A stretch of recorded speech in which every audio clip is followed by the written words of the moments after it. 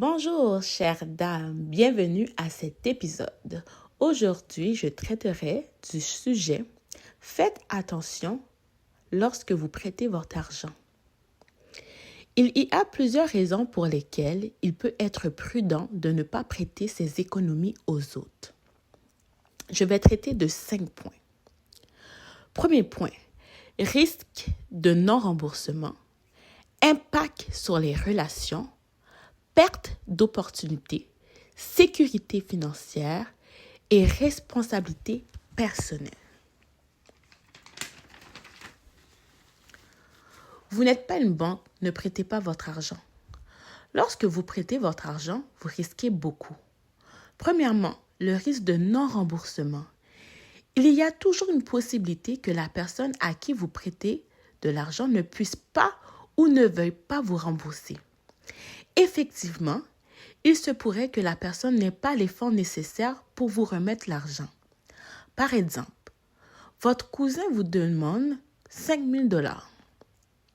Malheureusement, il n'a pas la somme nécessaire pour vous rembourser dans les délais établis au préalable. Donc là, vous devez trouver des solutions afin que votre cousin puisse vous rembourser de façon efficace. Vous pouvez fixer un nouveau délai. Par exemple, votre cousin vous doit de l'argent, il doit vous le remettre le 5 janvier.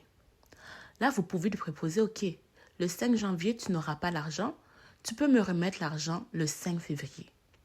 Donc, fixez un nouveau délai. Dans cette situation, vous pouvez proposer à votre cousin de rembourser en petites coupures. Par exemple, il pourra vous donner 500 $ à chaque 2 semaines. Cela aidera à apaiser la charge. Ainsi, il pourra mieux gérer ses finances et ses autres obligations. Parfois, quand certaines personnes vous demandent de l'argent, ils ont l'objectif de vous le rembourser, mais ensuite, il y a d'autres difficultés. Là, ils voient qu'ils ont d'autres problèmes, puis ils se rendent compte qu'ils ne pourront pas vous rembourser à temps. Donc, voilà. Donc, il faut faire attention à ça. Il faut vous assurer lorsque vous prêtez votre argent, est-ce que votre cousin ou votre ami pourra rembourser au moment prévu? Sinon, vous pouvez lui proposer de payer le 3/5 du montant dans le but de pas tout perdre. Donc, à place de dire à votre cousin de vous rembourser les 5 000 $ au complet, tu peux lui dire, regarde, donne-moi 3 000 $, l'argent que tu possèdes en ce moment, puis oublie les 2 000 $. Comme ça va apaiser la charge, il va se sentir un peu soulagé, puis tu risques pas de tout perdre. À place de perdre 5 000 $, mais là, tu perds 2 000 $. C'est moins grave.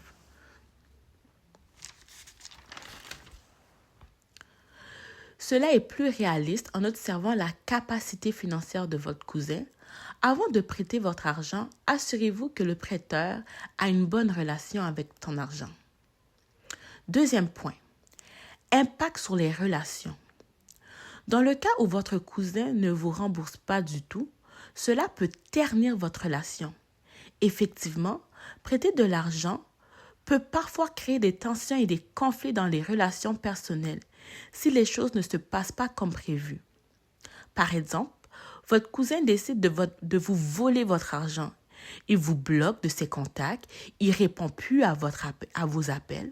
Cela peut amener de la division au sein de la famille.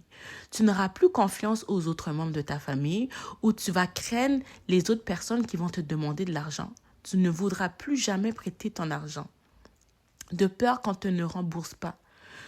Tu as tellement été déçu par ton cousin que tu n'as plus confiance aux autres. Tu penses que d'autres personnes pourront te faire le même coup. Donc, faites attention à ça. Puis aussi, les personnes, quand vous demandez de l'argent à certaines personnes, puis vous voyez qu'elles disent toujours non, parfois c'est qu'elles ont vécu des mauvaises expériences. Donc, lorsque tu as vécu une mauvaise expérience, mais tu retiens des leçons pour le futur. Donc, la prochaine fois, si on te demande de l'argent, tu vas dire non parce que tu as vécu une mauvaise expérience avec ton cousin. Troisième point, perte d'opportunité. L'argent que vous avez prêté à votre cousin, aurait pu être utile pour investir dans la bourse, pour investir dans un bien immobilier afin d'agrandir votre parc immobilier ou investir dans le e-commerce. Donc, cet argent-là, tu aurais pu faire d'autres choses. À place de le prêter à ton cousin, ben, ce 5 000 $ aurait pu être utile pour d'autres projets. Mais là, le fait que tu l'as prêté, ben, tu perds des opportunités. Puis le fait que tu risques de le perdre aussi, ben, tu aurais pu faire beaucoup de choses avec ce 5 000 $-là, mais tu ne pourras pas le réaliser car l'argent a été volé ou remis en retard. Donc, tu seras en retard par rapport à tes projets et par rapport à tes inspirations. Cet argent aurait pu être utilisé pour des cours de cuisine, une formation en ligne sur la prise de parole. Donc, faites attention, ok? Pensez avant de prêter votre argent. Qu'est-ce que tu peux faire de mieux à place de prêter ton argent? Donc, vraiment, pense à tes propres besoins, à tes propres projets, puis ensuite, tu pourras réfléchir si tu veux prêter ton argent ou pas. Donc, vous perdez bêtement votre argent parce que vous ne réfléchissez pas. Réfléchissez, soyez intelligent. 4e point, sécurité financière. Gardez vos économies pour vous. Ça vous permet de garder une certaine sécurité financière en cas d'urgence ou de besoin imprévu. Par exemple, vous avez une fuite d'eau qui vient du toit de votre maison. Soudainement, vous devez urgemment remplacer le toit. Cependant, l'argent que vous avez prêté à votre cousin vous met en difficulté. Vous n'avez pas assez d'argent pour faire les réparations du toit. Donc, vous devez endurer cette situation difficile-là et vivre dans une maison inondée d'eau. Donc, vous vous mettez en difficulté. Donc, faites attention, lorsque vous prêtez votre argent, assurez-vous que s'il y a un problème important qui survient, est-ce que je pourrais vivre malgré que je prête ce 5 000 $ Si j'ai un problème dans 2 jours, est-ce que je pourrais m'en sortir?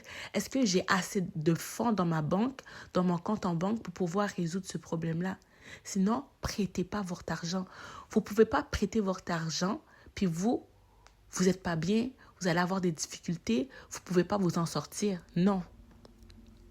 5e point, responsabilité personnelle. Prêter de l'argent peut parfois encourager une dépendance financière chez l'autre personne.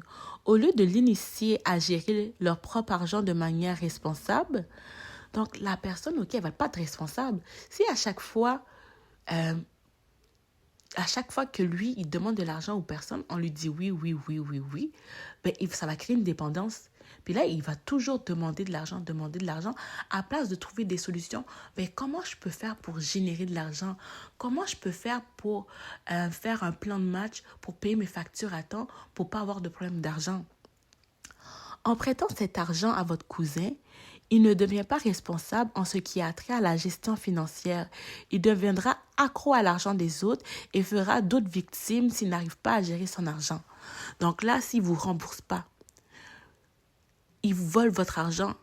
Peut-être que la prochaine fois, il ne va pas vous le demander à vous directement de l'argent, mais il va le demander à une autre personne de la famille, une autre cousine, un autre cousin. Puis il va faire une prochaine victime.